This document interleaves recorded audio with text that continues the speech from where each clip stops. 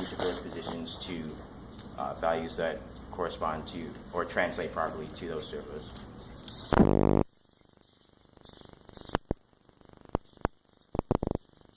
So as you can see, I can turn it on the base servo. Oh, whoops. It's a little bit jerky right now. I think that's mostly just because it kind of has to wake up. But I can turn it like this. And as you can see, all of these movements correspond to movements on the arm, so it's directly mirrored. I can grab one of these, pull it off, put it down.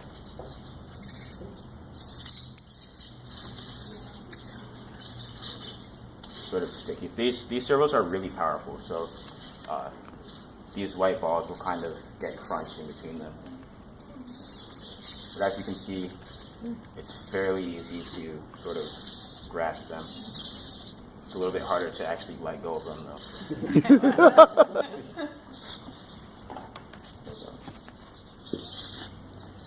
The wireless communication that's going on has a really far range.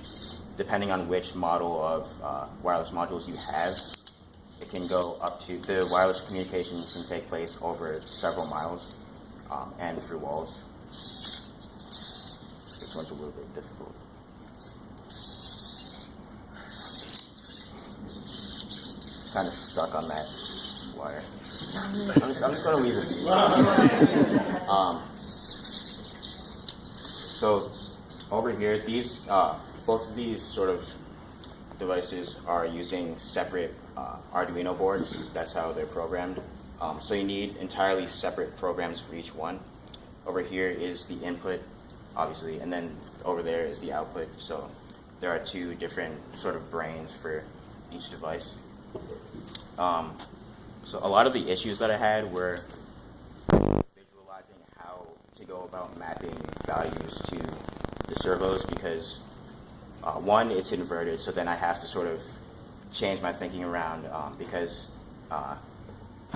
if you have to sort of flip things over in your head, flip over the sort of coordinates, that's what I sort of drew out, coordinate system, and then that's how I sort of mapped it. And I also have to map it in tenths of degrees because if I mapped it in just degrees, then it would be really, really jerky and wouldn't have as high of a resolution. Another thing that made the process really difficult is because potentiometers most of them have 270 degrees of rotation, so at each joint you can only turn it within a range of 270 degrees, so that's from here all the way to here. So then I have to map that to 360 degrees, which can be used by the servos. So that was really difficult to map out. And then the third thing that was really difficult was getting the serial communication to work. Because if they can't communicate, then obviously there's no way that that's going to be able to use any data. And then the fourth thing was that when I first tested it, the arm was getting all sorts of crazy data from this rig, and I had no idea what was wrong. It turned out that I just had to increase the delay because the module receiving data can only hold 64 bytes of serial data. So then this was transferring way too fast and it was overflowing.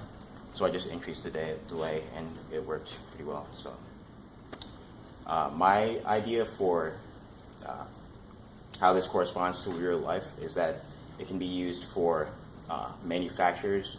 So say they had a really big machine that they would usually use a remote control for or use joysticks. Instead of using joysticks, you could use this rig and it would have much more natural movement because all I have to do is sort of put my hands in here and it will move wherever you want. It has 6 degrees of rotation, here, base, shoulder, elbow, wrist. The wrist rotates, but as you can see, there's no servo on that arm that has that feature. But when I scale that arm up, I'll add a servo that has a rotating wrist. And you can also, so this would be useful because you can operate large machinery from a safe distance, and you can also be a lot more efficient with it rather than using a remote control where you can only sort of move a few things at a time. and it would be really inefficient to use remote control for something that has 6 degrees of rotation. So that's my project.